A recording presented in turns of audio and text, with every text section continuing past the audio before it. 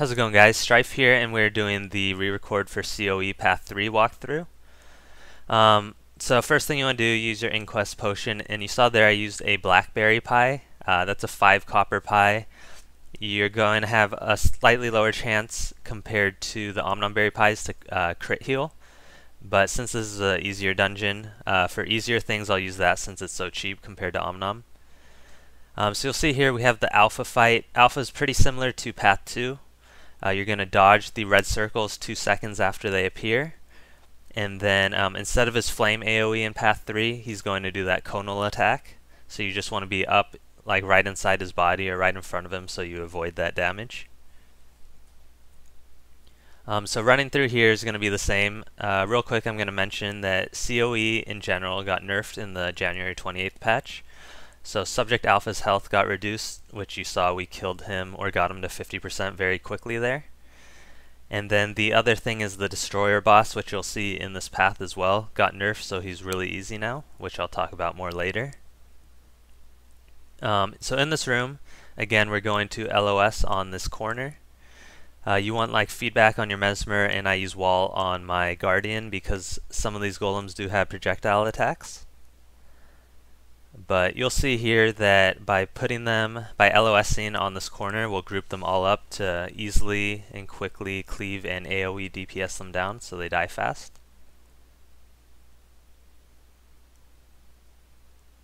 And then here is the laser jump puzzle again, or jump trap. You want to wait if you have swiftness on you until it gets removed. It looks like someone just put swiftness on me, so I am going to wait a second. But it looks like 3 other party members already got through, so you're just going to run to your console and turn it off. You can watch my other videos like my Path 1 or 2 to see how I jumped through that part. And then up here is the Golem Boss, which again you fight in all 3 paths. If you are a Guardian, you'll see I'm equipping Spirit Shield, Wall of Reflection, and Stability. Mesmer wants feedback, Signet, and Arcane Thievery. You can use Phantasmal Disenchanter also. The reason you're going to use those skills is to prevent the boons that come from the turrets. So you can actually reflect them. The ones that do get through the Mesmer has like Arcane Thievery and also has boon stripping from Sword. And then you'll see here I'm going to put up Spirit Shield, which will block or eat up most of the bolts as well. The Spirit Shield can get hit now and can get destroyed. So usually you want to stand on the opposite side of the shield. When the golem does its spin attack, it's going to start spinning. You can just run behind him and you won't get knocked down or take any damage.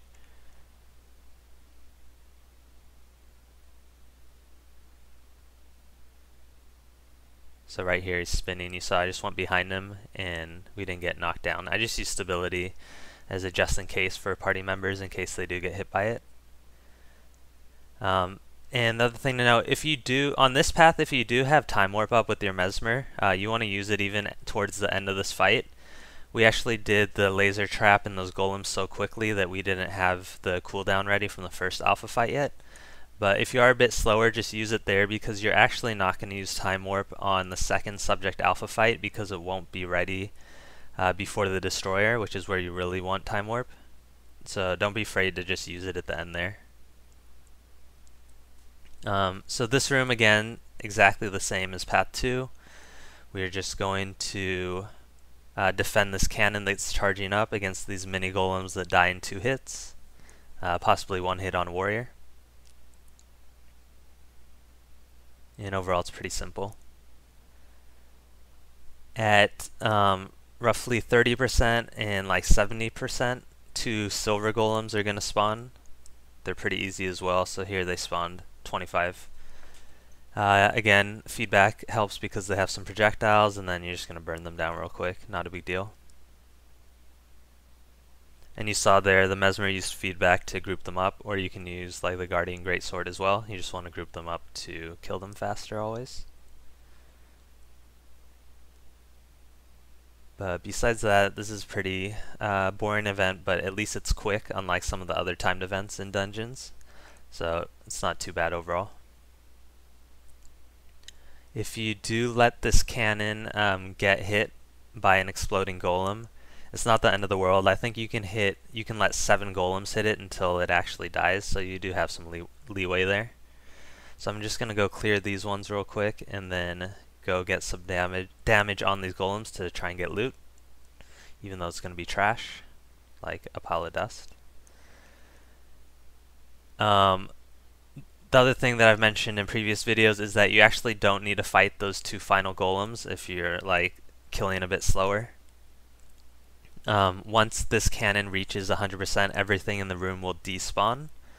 So those 2 silver golems will despawn as well. So this next part, you want retreat and stability on your guardian. You'll see here once we start running, I'll use retreat. And then I'll use stability there so we don't get pulled. It looks like our Mesmer got slammed there somehow. Just go res her up real quick. The thing you want on Mesmer is you want Veil. You'll see that once we get to the top, the Mesmer is going to cast Veil, so we actually lose all aggro and we don't need to fight anything here. You can also see this in my Path 2 video where I'm playing Mesmer. So here we're just going to run through, and you'll see here I'll turn around and there will be no more aggro.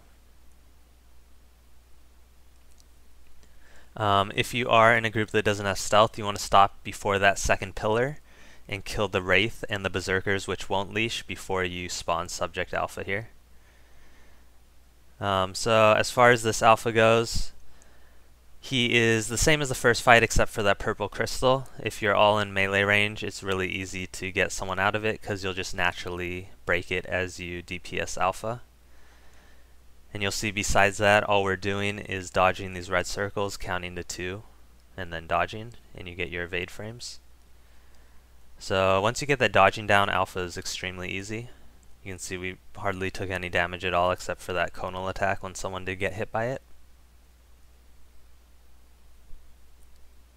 And it should be pretty quick.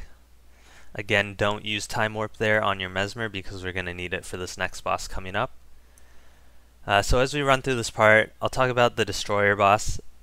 Previously to the January 28th patch, this boss gave, well, he was pretty much exactly the same in terms of mechanics, but you had less DPS time, and he also had more health. So when you were running a pug group that wasn't really focused on damage and kind of had a mixed mash of classes, it would take people quite a while. If you see my old COE 3 video, we do it in 3 phases in the old version, which is pretty acceptable. I mean, using a mechanic 3 times to kill something isn't too bad. But that's because we are a high DPS group and we have a Mesmer for Time Warp. You'll see now that they nerfed this part to help pugs out a bit more. It actually makes it really easy for organized groups. So we're actually going to do this in only 1 try because it got so much easier. So here you want 3 people to go to the cannons. You'll see that our warrior has the dragon tooth on him right now, so I'm going to switch positions and use this laser. You just want to hit all the lasers at the same time, so count with your group. Once we have the lasers, you're going to jump down here. You want to stay to the left or the right of these red platforms just in case you need to dodge to one side to avoid that dragon tooth. Here as a guardian, we're all going to be able to just stay in and DPS him the whole time because I'll actually use Aegis to block this dragon tooth for my party. And you'll see with almost 1 time warp only, it's probably about 12 seconds, 13 seconds total, we are able to kill that boss. So this part got extremely easy. It's not even like a boss really anymore. I mean, it's not hard at all. But if you want to see the mechanics, you can watch my older video. If you do need to use the lasers again, you saw how we jumped on the red platforms and went up the stairs. You're just going to do that with your full party and then basically repeat the same process with the cannons. Towards the end of the basically safe phase where you can DPS them down, when the shield starts blinking, you still have 5 seconds to stay in and DPS them down. I think the shield blinks 3 times before going solid. So don't be afraid and act like you need to run out of that middle platform, like right when the shield starts flashing, because you still do have some DPS time as well. But after that boss, pretty much all you have left is the last alpha fight. You saw we pulled him to this corner. It just lets you maximize DPS, especially with Great Sword Warriors. And then when you dodge, you can actually dodge into the wall. So you're not going to have to waste time running back to him when you dodge away from him, or dodge through him. And then as I mentioned in my other paths, it looks like he bugged now. That just happens when you stack melee. I think it happens when you're pushing Subject Alpha a lot through just the natural push from melee weapons. So that'll usually happen. It usually happens on the phase 3 fight quite a bit. The other thing to note is that the alpha essences that do reach him, they actually heal him a bit, so if you can kill them before they get to him, it will help mitigate his healing and reduce the time you spend fighting him. But even when this boss doesn't bug, he's still pretty easy. You're just going to focus on that dodge, as you see in the other two fights in this path, and in path 2 as well, where he's very similar. So overall, not too bad. And then we're just going to finish up here, get our tokens, and that should be it. So thanks for watching.